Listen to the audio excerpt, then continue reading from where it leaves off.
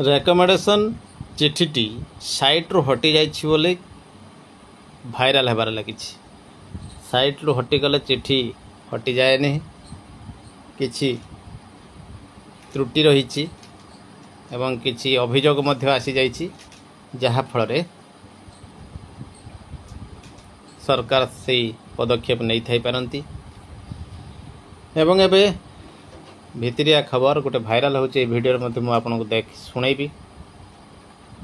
जेतेबेले recommendation बाहरी जाइछि एवं नेशनल इंक्रीमेंट कथा एथिरे किछि नाही, किछि वरिष्ठ शिक्षक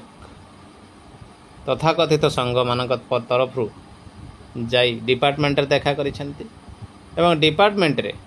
जेतेबेले कहिसेंती जे एते आर्थिक बोझ आमे सहय करि परिबु नाही बा सरकार सही परिबे नाही, बोझ संभाली परिबे नाही, जोथिपाई केवल 6 वर्ष हिसाब को प्राधान्य दिया जाइछि। एवं एमाने जुक्ति करिसेंती एससी वेलफेयर डिपार्टमेंट जेतेबेले निया जाउछि हिसाब करा जाउछि एठी काहे कि हेबो नाही। एवं सेमाने कहिसेंती जे एथिरे प्रश्न उठु नाही करिबा को, काहे कि ना बहुत आर्थिक बोझ पड़िबो। तेबे सरकार ऊपर चाप प्रयोग करिया पई एमाने धमक दैछंती हाईकोर्ट को जीवु, आमे हाईकोर्ट रे चैलेंज करिबु। तो सबठार बड़ कथा एही भली समय रे जेतेबेले नवेम्बर 22 मसीह रे हेतला आंदोलन, सेतेबेले भी कहा जायतला जे गोटिए दाबी नहीं कि जानथु 2013 रु समस्तक पई जहा हेछि प्राथमिक शिक्षा पई ताहा ही हेउ, किंतु सेतेबेले वरिष्ठ माने ओल्ड पेंशन दियो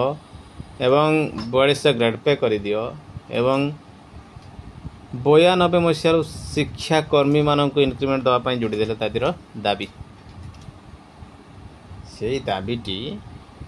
यदि जोड़ा न जाए केवल 13 अनुवार्ड्स समस्त को दिया जाइछि प्राथमिक शिक्षा रे मध्य दिया जाऊ, तेबे हुए तो 18 मसीहार शिक्षा सहायक बा जूनियर टीचर माने उपकृत होते जहाँ फाइल प्रोसेसिंग सरीथिला। ठीक से भली पुणी थरे पुनरावृत्ति होगा जाउछि रेकमेंडेशन आसु आसु जाई हाजर डिपार्टमेंट रे नेतांक पाखरे हाईस्कूल ठारू यही कथाटी शिख अंतत जेतेबेले डिक्लारेशन हैला 13 अनवर्ड्स पाइबे से माने चुपचाप बसिले, चेष्टा तो कले किंतु तांको विरोध कले नाही, कारण से माने पाई जातु आमे तेमिति प्रेशर करिवु किंबा केस करिवु जहाँ भी करिसेंती से माने 13 मसीहा अनवर्ड्स इम्प्लीमेंटेशन हो सारा पर एवं जूनियर माने मध्य ठीक कम नुह, जूनियर माने मध्य अश्राव्य भाषा रे कमेंट दउछंती सोशल मीडिया रे, सीनियर माने मध्य दउछंती भाई क्या तो सैक्रिफाइस करिवार अछि। सीनियर माने बर्तन आगे सैक्रिफाइस करंतु, जूनियर माने रेगुलर आगे हो जातु, तापर जाई आपण माने चिंता करिवे। एवं डिपार्टमेंट तरफ एक कथा मध्य कह जाइतला जो 55,000 पोस्ट बढ़िबो प्रमोशन आपण मानकु दिया जिवो, प्रमोशनल बेनिफिट पाइबे एवं कैडर रे पोस्ट बढ़िबो, पोस्ट बढ़ी गले आपण माने निश्चित भावे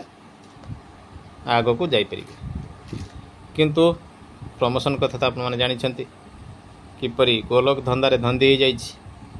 से पूरा आमर विश्वास नहीं। आ गोटे कथा रहा आरएससीपी एमएससीपी बाबद आप पाइबे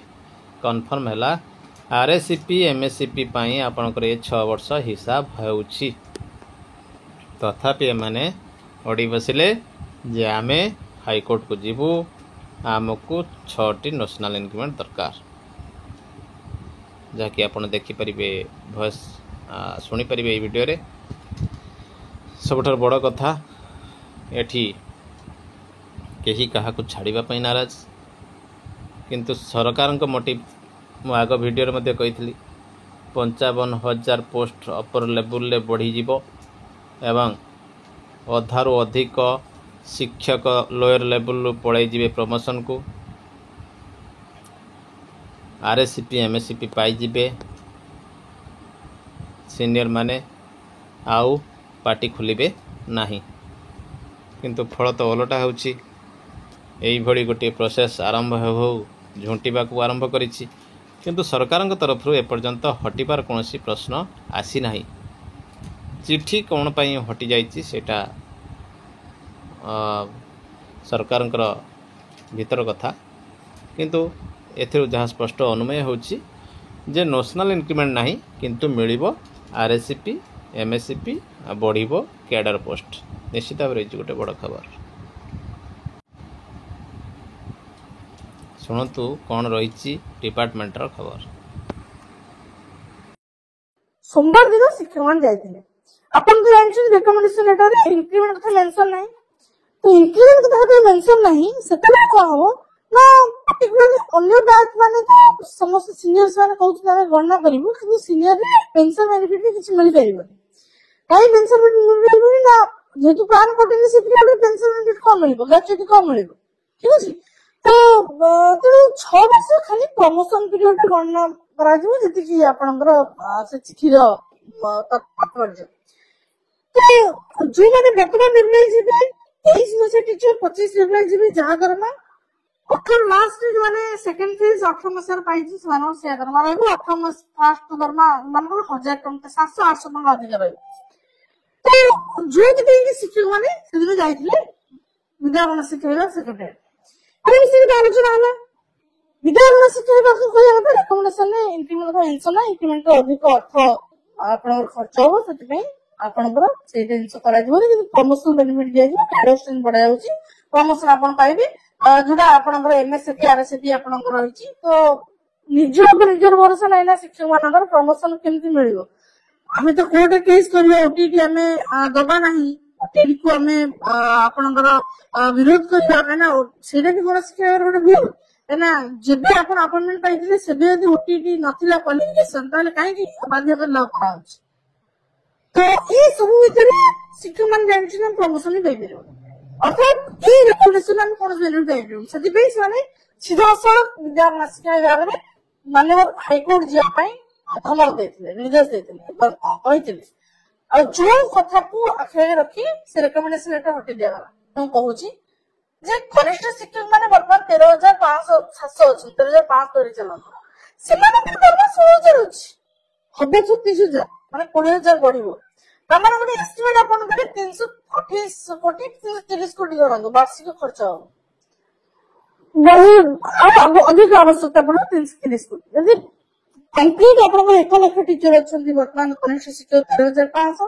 और गण शिक्षक 8000 पीटी एंड पीटी रिप्लेस करे आवश्यकता रही छै एंड ओपीएस शिक्षक तांको छाड़ देला पर वर्तमान अपन 2000 मसे आज पर्यंत शिक्षक संख्या होछि 2018 शिक्षक संख्या पाखा 1 लाख ठीक अछि 1 लाख शिक्षक माननकु इंक्रीमेंट दियाजबो 6 इनिस 18 मसे टीचर मानकर 700 टଙ୍କା 750 टଙ୍କା एमती सुंदी इंक्रीमेंट रहइबो ता पर पूर्व बैच इंक्रीमेंट के अधिक रहइबो एवरेज इंक्रीमेंट होछि 1000 टଙ୍କା प्रति वर्ष समस्त तो 6000 टଙ୍କା हमर इंक्रीमेंट पैसा टोटल हम हिसाब करे 740 कोटी आपनकर खर्च 740 कोटी 330 कोटी ताने आपनकर 1000 कोटी टଙ୍କା खर्च होगी एजा के मागना इंक्रीमेंट जोटा कि एससी एंड डेवलपमेंट डिपार्टमेंट लागू होई साइछि